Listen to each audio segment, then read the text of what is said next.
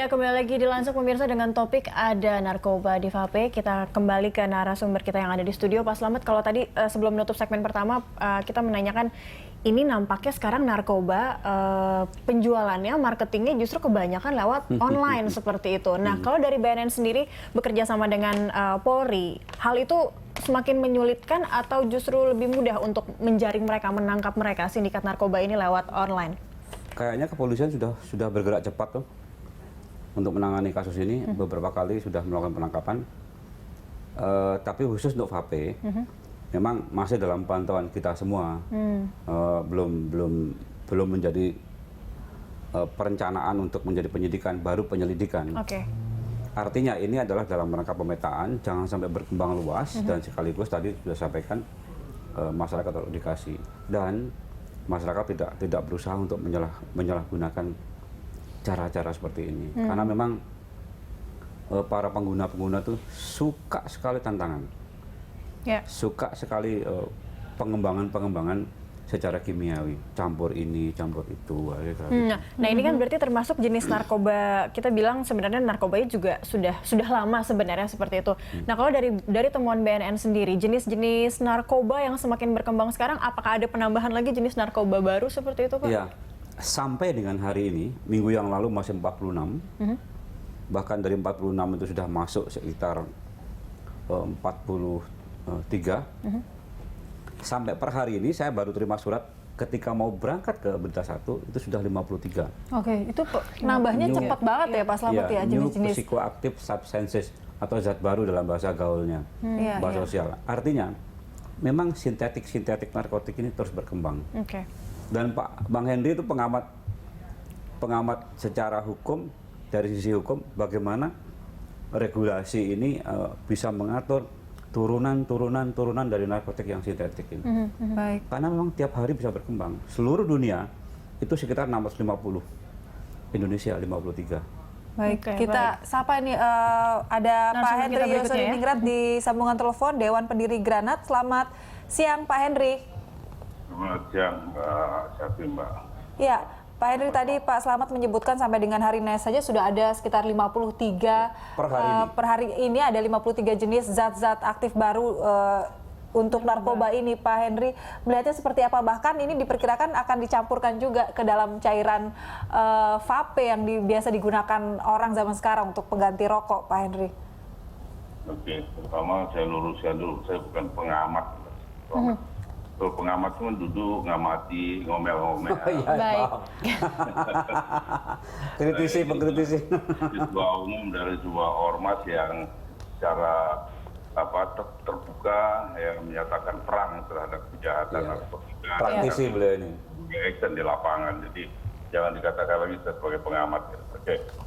Ya, nah terkait dengan temuan varian-varian baru yang sampai hari ini katanya ada 53, itu kan yang baru ditemukan.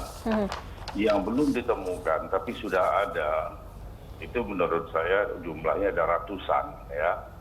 Nah, yang menjadi masalah dan sering saya kemukakan ya, ketika hari ini untuk mencari payung hukumnya mulai kita heboh dengan wacana merevisi undang-undang tentang narkotika supaya ini masuk dalam daftar. Oke, ambil jalan pintas, maka terbitlah keputusan Menteri Kesehatan yang terakhir itu nomor 1 tahun 2017 tanggal 9 Januari 2017 ya. Pertanyaannya, kalau besok muncul lagi varian baru, apakah mau bikin surat keputusan menteri lagi? Ya, atau undang-undangnya mau direvisi lagi? Nah, ini kan yang menjadi masalah. Nah, beberapa waktu lalu saya ngobrol-ngobrol sama Pak Slamet, kemudian yang intinya ya coba rumusan dari varian-varian itu kita bikin rumusan yang terbuka. Artinya begini, ya, bahwa zat apapun namanya sejauh dampak dari penyalahgunaannya sama dengan zat sebagaimana dimaksud dalam ketentuan pasal sekian, yaitu nanti kita formulasikan yang baik lah. Tapi intinya muncul varian baru ya dia bisa dijerat, nggak usah perbaiki peraturan perundang-undangnya lagi. Muncul lagi, ditemukan lagi, sudah bisa dijerat. Gitu. Iya, artinya jangan sampai muncul varian baru, akhirnya undang-undangnya juga harus banyak mengikuti banyaknya varian seperti itu ya Pak Henry ya. Nah kalau Ini untuk itu saya beberapa waktu lalu 3 hari lalu saya ketemu dengan Pak Menteri Sekretaris Negara. Saya sampaikan kepada beliau ya agar disampaikan kepada Bapak Presiden bahwa Bapak Presiden sudah berkali-kali mengatakan Indonesia darurat narkoba. Nah, kenyataannya peraturan perundang-undangan yang ada tidak memadai lagi untuk mengatasi kondisi darurat itu. Dan hal ini untuk menyelamatkan bangsa dari kejahatan narkoba itu tadi. Nah, sehingga menurut ketentuan hukum, dalam hal terjadi kekosongan hukum, saya anggap ada kekosongan hukum ini ya, karena undang-undang yang ada tidak memadai, itu tidak mampu. Kemudian dalam keadaan darurat untuk mengatasi kondisi darurat, maka Presiden mempunyai kewenangan, mempunyai hak untuk mengajukan Perpu, peraturan pemerintah pengganti undang-undang. Nah, ajukanlah itu secepatnya ke DPR. Nanti DPR kan hanya bisa menerima atau menolak Perpu, tidak boleh merevisi dan sebagainya. Nah, setelah diterima oleh DPR, baru kita sambil jalan merevisinya gitu loh. Nah, karena kalau kita ini akhirnya kita akan panik sendiri dengan munculnya ditemukannya varian-varian baru itu tadi. Betul. Sejauh ini sudah seperti apa perkembangannya mungkin juga di Dewan seperti itu untuk regulasinya, karena ini kalau misalnya di proses penyelidikan ini memang betul ada narkoba dalam vape, sementara vape sekarang sedang tren di kalangan masyarakat seperti itu sebagai rokok elektrik. Jika sampai ada narkoba jenis cair mungkin seperti ini dengan mudah bisa dimasukkan ke campuran hal-hal yang bisa kita konsumsi sehari-hari, berarti harus segera masuk ke dalam regulasi lagi atau seperti apa pandangan Pak Henry? Oke, kaitan dengan regulasi, kita sama-sama tahu bahwa hukum itu mengikuti perkembangan masyarakat, kan? Ya.